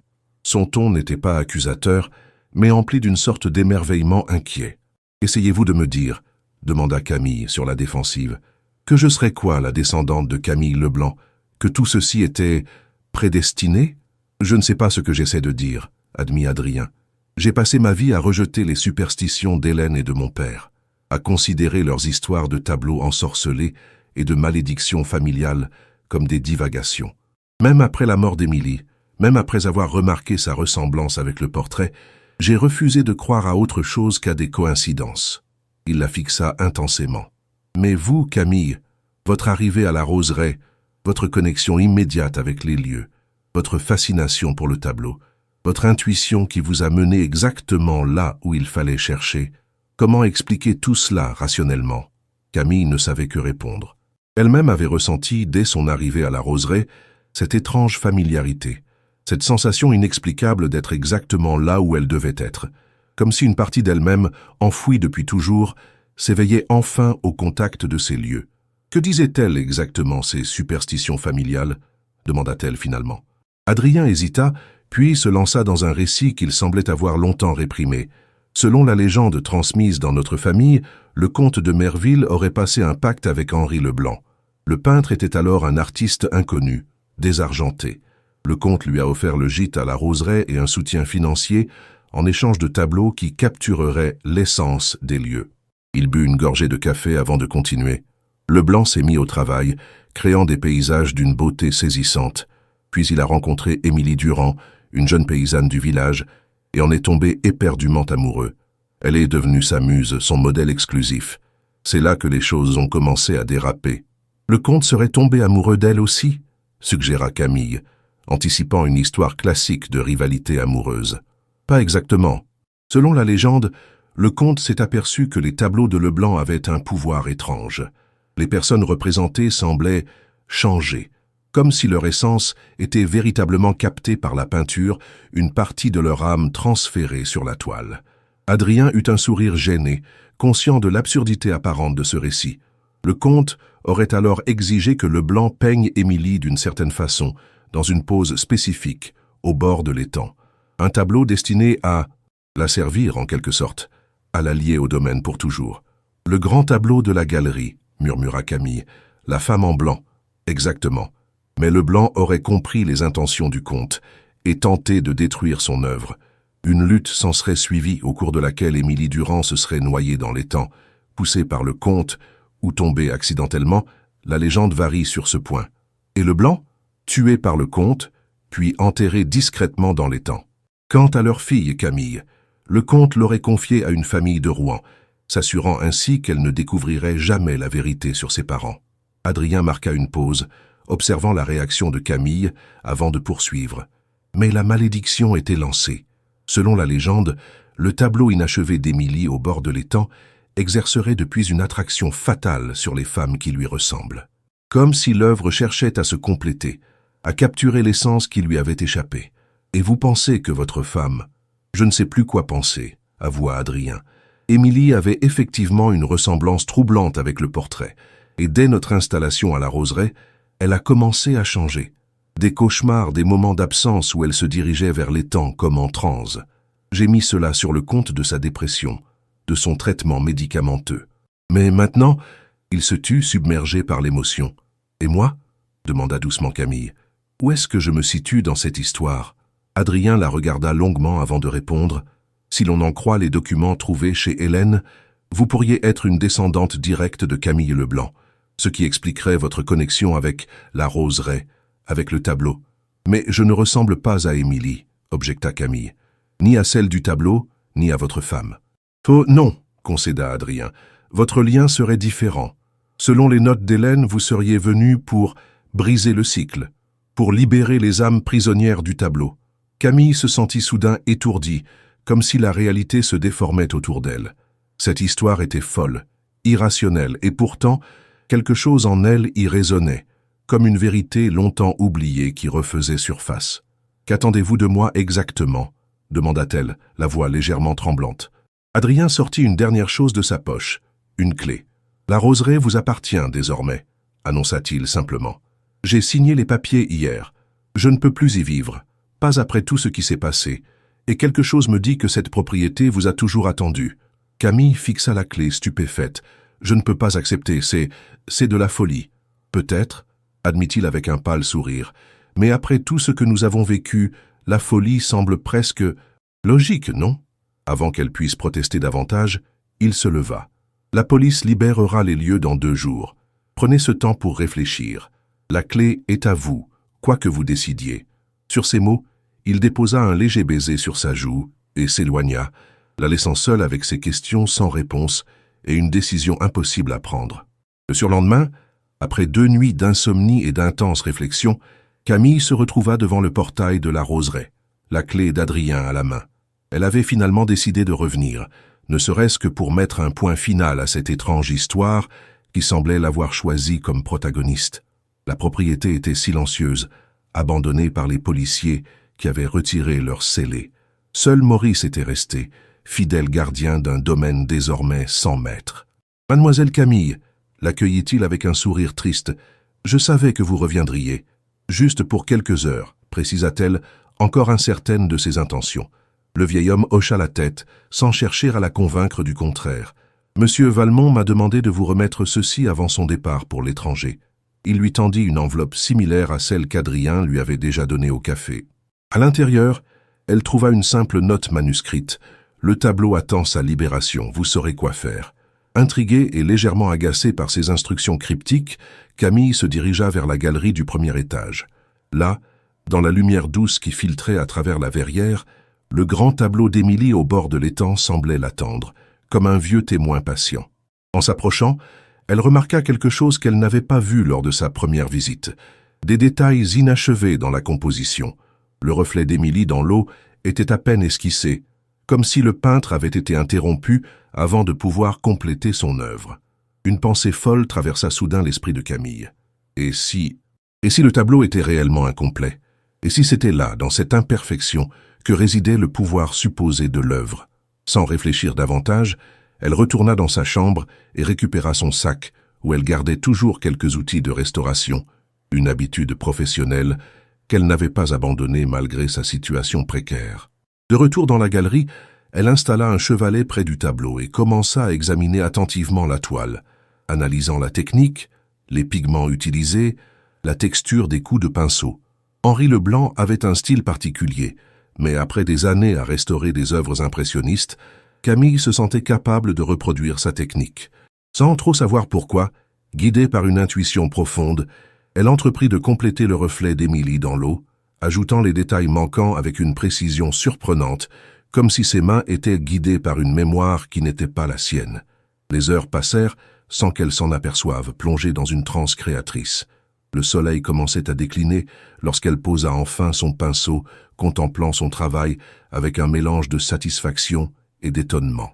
Le reflet était désormais parfait, identique à la silhouette d'Émilie, créant une symétrie parfaite entre le monde réel et le monde aquatique. Mais alors qu'elle admirait son œuvre, quelque chose d'étrange se produisit. La peinture encore fraîche sembla s'animer sous ses yeux, les couleurs devenant plus vibrantes, plus profondes. Une sensation de vertige s'empara d'elle, et pendant un instant fugace, elle crut voir le visage d'Émilie se tourner légèrement vers elle, un sourire apaisé se dessinant sur ses lèvres. Puis, tout redevint normal. Le tableau était toujours là, immobile, mais subtilement transformé par son intervention. Et Camille sentit un changement en elle aussi, comme si un poids dont elle ignorait l'existence venait de lui être retiré. Un bruit de pas la fit se retourner. Maurice se tenait dans l'encadrement de la porte, observant la scène avec un mélange de crainte et de respect. « Vous l'avez fait », murmura-t-il. « Vous avez libéré l'âme. » Camille ne répondit pas, encore sous le choc de ce qu'elle venait de vivre. Était-ce réel ou simple fruit de son imagination fatiguée? Avait-elle réellement perçu ce moment où le tableau semblait avoir lâché prise?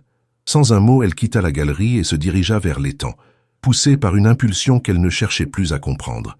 Le soleil couchant teintait l'eau de reflets rougeoyants, créant un tableau naturel d'une beauté saisissante.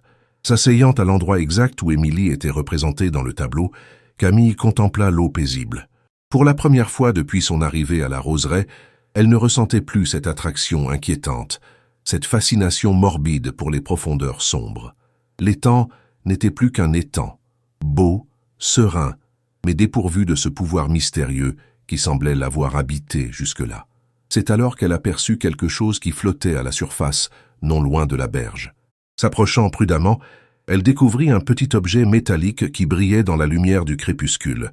Une clé ancienne, semblable à celle qui ouvrait le coffre découvert dans l'étang. Au moment où ses doigts se refermèrent sur la clé, une certitude s'imposa à elle. La roseraie était désormais sa maison. Elle y resterait, non pas comme gardienne, mais comme propriétaire légitime, héritière d'un lien qui transcendait le temps et les générations. Car quelque part dans cette histoire entremêlant passé et présent, réalité et superstition, elle avait trouvé, contre toute attente, sa véritable place dans le monde. Un an s'était écoulé depuis les événements qui avaient bouleversé la roseraie et la vie de Camille. La propriété avait lentement guéri de ses blessures, tout comme sa nouvelle propriétaire. Les mois passés avaient été consacrés à une renaissance, celle des lieux, transformés progressivement sous l'impulsion de Camille, et celle de Camille elle-même, qui avait trouvé dans cette demeure autrefois maudite un sanctuaire inattendu. En ce matin de printemps, debout sur la terrasse qui dominait le jardin en pleine floraison, Camille contemplait avec satisfaction le fruit de son travail. L'étang avait été entièrement redessiné, ses berges adoucies, ses eaux purifiées. Des nénuphars y fleurissaient désormais, évoquant les célèbres tableaux de Monet sans chercher à les imiter. Un petit pont en bois enjambait sa partie la plus étroite, reliant symboliquement les deux rives, le passé et le présent. La maison elle-même avait subi une métamorphose. Camille avait ouvert les espaces, fait entrer la lumière partout où c'était possible, remplaçant les lourds rideaux par des voilages légers qui dansaient au moindre souffle d'air. Les murs sombres avaient été repeints dans des tons clairs, créant une atmosphère sereine qui contrastait avec l'ambiance oppressante d'autrefois. Mais le changement le plus significatif concernait la galerie du premier étage. Camille l'avait transformée en un véritable espace d'exposition, y installant son atelier de restauration et accueillant désormais des artistes en résidence. Les tableaux d'Henri Leblanc, soigneusement restaurés par ses soins, y occupaient une place d'honneur, racontant aux visiteurs l'histoire tumultueuse de ce peintre méconnu. Quant au grand tableau d'Émilie au bord de l'étang, il trônait désormais dans le salon principal, libéré de son aura mystérieuse depuis que Camille avait complété le reflet manquant. Une simple œuvre d'art magnifique, et non plus un réceptacle de souffrance et de secrets. « Le café est prêt, mademoiselle », annonça Maurice qui était resté à son service malgré les événements passés, ou peut-être à cause d'eux, liés à la propriété par un sentiment de responsabilité et par une affection grandissante pour sa nouvelle maîtresse. « Merci, Maurice. Les premiers visiteurs arriveront vers 10 heures, n'est-ce pas ?» Le vieil homme acquiesça. « Tout est prêt pour l'inauguration. Le maire a confirmé sa présence, ainsi que plusieurs journalistes. Aujourd'hui était un jour spécial. L'ouverture officielle du musée Henri Leblanc à la Roseraie. Après des mois de recherche, Camille avait réussi à reconstituer l'œuvre et la vie du peintre, rassemblant des témoignages, des documents d'archives et même quelques tableaux supplémentaires découverts chez des collectionneurs privés. Une façon de rendre justice à cet artiste injustement oublié, mais aussi de pacifier les lieux en exposant ouvertement leur histoire. « Monsieur Valmont a-t-il répondu à l'invitation » demanda Maurice, avec la délicatesse de quelqu'un qui aborde un sujet potentiellement sensible. Camille secoua la tête. « Non, mais il a envoyé ceci. » Elle lui montra une lettre arrivée le matin même, portant un cachet de Nouvelle-Zélande. Adrien, après avoir vendu la roseraie à Camille, avait voyagé aux quatre coins du monde, comme pour fuir les fantômes de son passé. Ces rares messages étaient toujours empreints d'une mélancolie qui suggérait qu'il n'avait pas encore trouvé la paix qu'il cherchait. « Il écrit qu'il est heureux de ce que j'ai fait de la roseraie », résuma Camille. « Il pense que c'est la meilleure façon d'honorer la mémoire d'Émilie, des deux Émilie. » Maurice hocha la tête avec approbation. « Il a raison. Vous avez transformé un lieu de tragédie en un espace de beauté et de connaissance. C'est rédempteur. » Ce mot résonnait particulièrement juste. Rédemption. C'était bien ce que Camille avait recherché en décidant de rester à la roseraie, de l'acquérir et de la transformer. Une rédemption pour les lieux, pour les âmes qui y avaient souffert, mais aussi pour elle-même. Car au cours de ces mois de travail acharné, Camille avait fait une découverte étonnante. En fouillant plus profondément dans son histoire familiale, elle avait confirmé ce qu'Adrien avait suggéré. Elle était bien une descendante directe de Camille Leblanc, la fille d'Henri et d'Émilie Durand. Une lignée dont elle ignorait tout, sa famille ayant perdu la trace de ses origines au fil des générations. Cette révélation avait été comme la dernière pièce d'un puzzle complexe, expliquant cette connexion immédiate et profonde qu'elle avait ressentie avec la roseraie dès son arrivée. Comme si, d'une certaine façon, elle était enfin revenue chez elle après un siècle d'errance familiale. Le tintement d'une cloche l'arracha à ses réflexions. Un visiteur inattendu, apparemment, puisque l'inauguration n'était prévue que dans 2 heures. « Je vais voir », proposa Maurice, mais Camille l'arrêta d'un geste. « Non, j'y vais. Finissez plutôt de préparer les rafraîchissements pour tout à l'heure. » En descendant l'allée principale, bordée de rosiers en pleine floraison, Camille se demanda qui pouvait bien se présenter si tôt. Peut-être un journaliste trop zélé ou un amateur d'art impatient. L'homme qui se tenait devant le portail n'était rien de tout cela. Grand, élancé, les tempes désormais largement grisonnantes, Adrien Valmont la regardait avec un mélange d'appréhension et d'espoir. « Bonjour Camille », dit-il simplement. Elle resta un instant sans voix, surprise par cette apparition inattendue après un an sans le voir. Il avait changé, plus mince, plus bronzé, comme façonné par les vents et les sols de terre lointaine. Mais ses yeux verts avaient gardé cette intensité troublante qui l'avait frappé lors de leur première rencontre. « Adrien, votre lettre est arrivée ce matin. Je pensais que vous étiez encore en Nouvelle-Zélande. » Il eut un sourire contrit. « J'étais en route pour l'aéroport quand je l'ai posté. J'ai réalisé que je ne pouvais pas manquer cette inauguration. Pas après tout ce qui s'est passé. » Camille ouvrit le portail, l'invitant à entrer d'un geste. Ils remontèrent l'allée côte à côte, dans un silence confortable, presque complice. « La propriété est magnifique », commenta-t-il en observant les changements apportés au jardin. « Je n'aurais jamais imaginé la roseraie ainsi vivante. »« C'était nécessaire », répondit Camille. « Pour exorciser le passé, pour permettre au lieu de respirer à nouveau. » Ils atteignirent la terrasse où Maurice, en apercevant Adrien, eut un moment de surprise avant de s'incliner respectueusement. « Monsieur Valmont, quel plaisir de vous revoir. »« Le plaisir est partagé, Maurice. Je vois que vous prenez toujours aussi bien soin du jardin. » Le vieil homme s'éclipsa discrètement, les laissant seuls face au panorama du domaine baigné dans la lumière dorée du matin. « J'ai beaucoup réfléchi pendant mon voyage, » commença Adrien.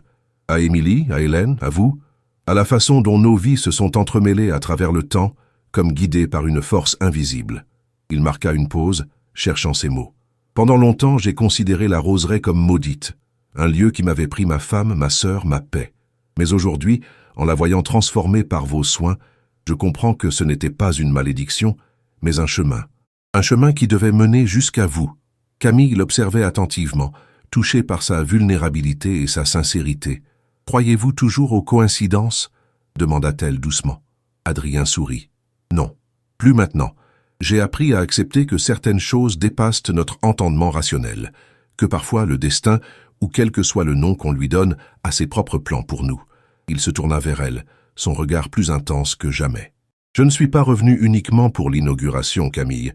Je suis revenu pour vous, pour voir si, peut-être dans cette histoire qui nous a réunis de façon si improbable, il pourrait y avoir une place pour nous. La proposition était inattendue, et pourtant Camille réalisa qu'elle l'avait peut-être attendue sans se l'avouer. Au cours de cette année, tandis qu'elle restaurait la roseraie, ses pensées s'étaient souvent tournées vers Adrien, se demandant où il était, ce qu'il faisait, s'il avait trouvé une forme de paix. « La dernière fois que j'ai accepté de travailler pour vous, cela a plutôt mal tourné », plaisanta-t-elle pour masquer son émotion. Il rit, un rire sincère qui illumina son visage. « Cette fois, ce n'est pas un emploi que je vous propose, mais un partenariat. Égal, libre, sans ombre ni secret. » Camille regarda au loin, vers l'étang paisible où se reflétait le ciel bleu sans nuages. Un an plus tôt, elle se tenait à ce même endroit, perdue, brisée, fuyant un amour trahi.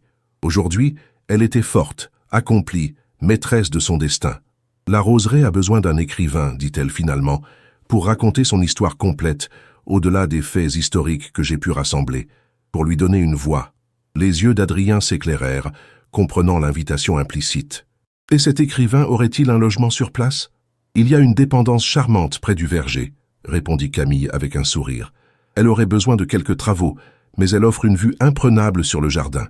Parfaite pour l'inspiration. Cela me semble idéal, » approuva-t-il, son regard ne quittant pas le sien. Un vent léger se leva, faisant danser les feuilles des arbres et apportant le parfum délicat des roses. Comme si la roseraie elle-même approuvait cette nouvelle alliance, ce nouveau chapitre qui s'ouvrait. Quelques heures plus tard, l'inauguration du musée Henri Leblanc fut un succès retentissant. Les visiteurs affluèrent, fascinés par l'histoire du peintre oublié et par la beauté restaurée de la propriété. Camille guida les tours, expliquant avec passion le processus de recherche et de restauration, tandis qu'Adrien observait discrètement, visiblement ému par la transformation des lieux et par la femme qui l'avait rendu possible. Le moment fort de la journée fut sans doute lorsque Camille dévoila la pièce maîtresse de l'exposition, le tableau retrouvé dans le coffre immergé montrant Henri Leblanc avec Émilie Durand et leur fille Camille. Restauré avec un soin méticuleux, il rayonnait désormais d'une beauté poignante, témoignage d'un amour tragiquement interrompu, mais jamais effacé. À côté, une petite plaque explicative racontait l'histoire du tableau et se terminait par ces mots. Parfois, le passé doit être révélé pour que l'avenir puisse s'écrire. La roseraie, autrefois témoin de tragédie, devient aujourd'hui un lieu de mémoire et de création, où l'art transcende le temps pour nous rappeler notre humanité commune. Cette phrase, Camille et Adrien l'avaient rédigée ensemble le matin même, scellant symboliquement leur nouvelle collaboration, leur nouveau départ. Plus tard, ce soir-là, alors que les derniers visiteurs quittaient la propriété sous un ciel étoilé, Camille se retrouva une dernière fois près de l'étang. L'eau calme reflétait parfaitement la lune croissante, créant un tableau naturel d'une beauté saisissante. Elle sentit une présence à ses côtés et n'eut pas besoin de se retourner pour savoir qu'Adrien l'avait rejointe. Sans un mot, il prit sa main dans la sienne, un geste simple mais chargé de promesses. « La maison ne vous fait plus peur ?» demanda-t-elle doucement. « Non » répondit-il en contemplant la roseraie qui se dressait, majestueuse et apaisée dans la clarté lunaire. « Je crois qu'elle a finalement trouvé la gardienne qu'elle attendait depuis toujours. » Camille serra sa main, sentant une émotion puissante l'envahir. Non pas la peur ou l'angoisse qui avait caractérisé ses premiers jours ici, mais une sensation de plénitude, d'accomplissement, comme si un cycle centenaire venait enfin de s'achever pour laisser place à un nouveau commencement. Car la roseraie, autrefois prison d'âmes tourmentées, était désormais un havre de paix où le passé et le présent coexistaient harmonieusement, où les fantômes s'étaient tus pour laisser parler la vie. Et dans ce lieu transformé par l'amour et la détermination, Camille Dubois, descendante inattendue d'une histoire tragique, avait finalement trouvé sa place dans le monde, non pas comme simple gardienne d'une propriété, mais comme gardienne d'une mémoire, d'un héritage, d'une promesse de renouveau. Tandis que la nuit enveloppait doucement la roseraie de son manteau étoilé, une page se tournait définitivement, laissant place à un chapitre vierge, prêt à accueillir de nouvelles histoires, de nouveaux rêves, de nouveaux espoirs. Car c'est ainsi que les maisons vivent vraiment, non pas par les murs qui les composent, mais par les âmes qui les habitent et les histoires qu'elles continuent d'écrire, jour après jour, génération après génération.